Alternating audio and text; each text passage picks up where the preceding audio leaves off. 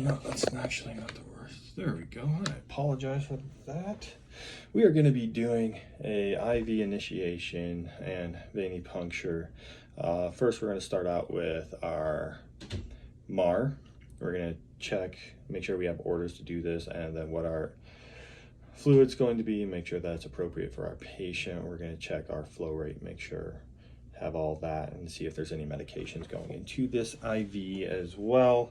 We're gonna follow our 6 rights of medication, administration, right patient, right drug, right dose, right route, right time, and then our right documentation. We are going to perform hand hygiene as necessary, and don gloves at the appropriate time. We are going to identify our patient against the MAR and with our patient, and against MAR, against our, with our patient, and then we're gonna check the orders as well. Then we are gonna identify who our patient is. This is IV arm here, and we're gonna ask her, hey, IV arm, Scott, we're going to be starting an IV on you and giving you some fluids. We're also going to make sure why she's getting the IV. IV, can you give me your name and date of birth? All right, she says IV arm, 0101 of 2000. I'd say, oh, cool, that really matches my MAR here. And then that matches the wristband that she's also wearing on the other hand that is off camera. So that is really cool. We're going to place her in a comfortable position with the arm dependent, and then we are going to grab our IV fluid. We're going to make sure that it's the correct IV fluid. We're also going to label it here if there's any medication in it, our patient name, the flow rate, and my initials. All right, so now we are going to open up our drop set kit. I note that it is a drop set of 10, and then we are going to open that bad boy up. I'm going to close my roller clamp.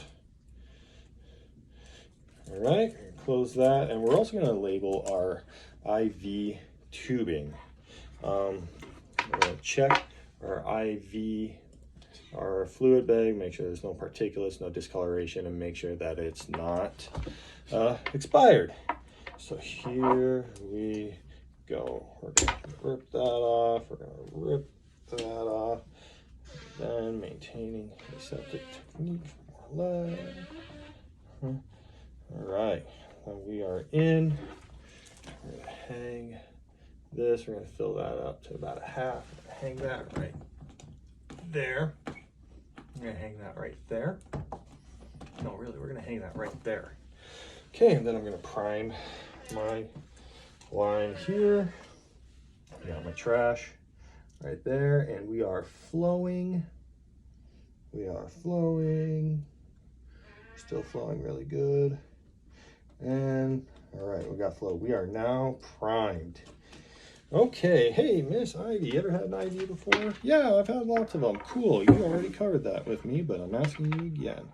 Okay, so we're going to identify our,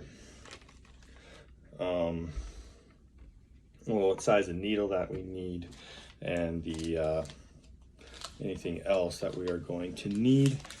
Make sure that's right for the medication and right for the age of the patient and the rate that we're going to be flowing this fluid into our patient here. So at this point, we got a chuck pad underneath. We've labeled our V, we've labeled our tubing, and we're gonna look for a site on our patient. I'm gonna try and get this prepped. I'm looking for a site on my patient here. And, oh yeah, I see she's got some really nice veins. I'm gonna have that opened and ready to go. All right, so we're gonna check our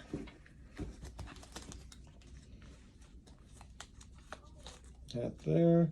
We're going to put our tourniquet about 8 to 10 inches above our IV site. I think you want your IV site to be most distal, just in case it doesn't work. You can work up more proximal, but we're not going to do that today. So right here, about 10 inches, or not 8 to 10, 4 to 6 inches. So yeah, we're in the range right there. So that's really cool. Now we're going to pop that open, and we're going to get our IV stuff ready. We're going to use our little disinfectant here. I have my IV site that I wanted right there. So we're going to scrub that out, working out. And then we're going to do it again. Scrub it out, doing it in circles. Starting in the middle and working our way out. All right, so we got our saline flush. All right, and this time I'm gonna wait for that to dry. I'm not gonna blow on it. I'm gonna put my gloves on. Got my site marked. Ivy says she doesn't jump when she gets poked with needles. I say, good on you.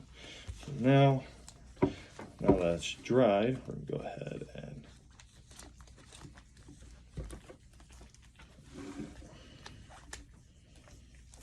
get our IV. We're gonna make sure that bounces up. It's bouncing up, and we'd add heat if it needed heat, tap on it to dilate the vein if it needed anything like that. I'll look at my needle here. All right, and like I said, we are going to do this right here on the hands. We're going to put it bevel up. I did loosen the hub from the doodad there. Nice comfortable position. I'm going to grab it, add pressure with my non-dominant hand, enter in at a 45 degree angle, adding pressure right there. When I get flash, I'm going to stop advancing the needle and then advance the catheter. Put it down, and there we go. I'm going to pop that off, and then I'm doing all this while maintaining aseptic technique, and there we go. Cool beans.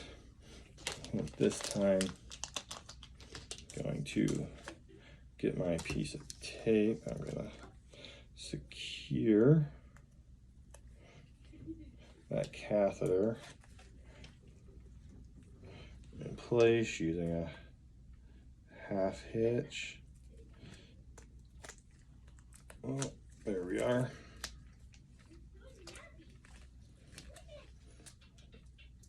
Using a half hitch. There we are. Cool. I'll clean up my mess a wee bit here. I'm going to dispose of my needle in a sharps container, which is right there. Cool beans. I'm going to flush my IV with the 5 mils. Ensure that is patent. And yeah, there we go. We're doing that ever so slowly, and I don't see any problems. Cool beans. All right. Now, I'm going to put in a little piece of gauze underneath my hub. Right there. And then there's my tape. Gonna secure that hub. Boom. There we are. Okay, and then we're also going to add our Tegaderm.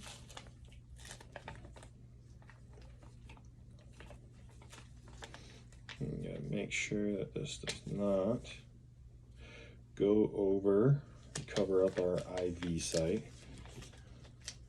I'm going to do that by placing it just like that there. And then we can see our insertion site right there. Got another piece here that we're going to use and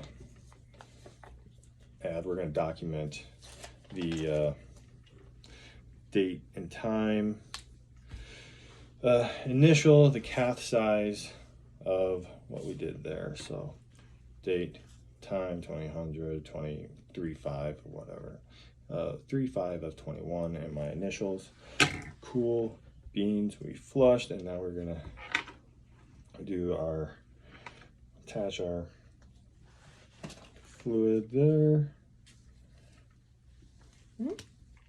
And there we are. Cool. And then we're a little bit low on that.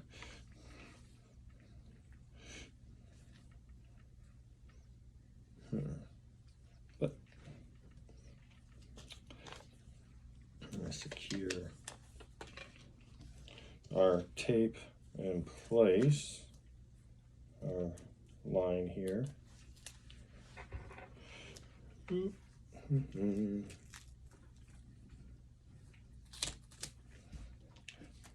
that's going to be secured in place, and we're not going to cover up our IV site at all.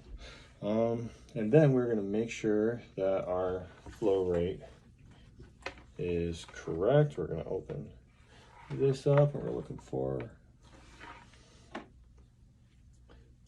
about 125. 1, 2, 3. Okay, that's a little hot. All right, and we are flowing, and we're checking our site once again, make sure there's no swelling or redness or any signs of issues. And then we are going to monitor every hour. We're going to educate the patient on how to get things flowing.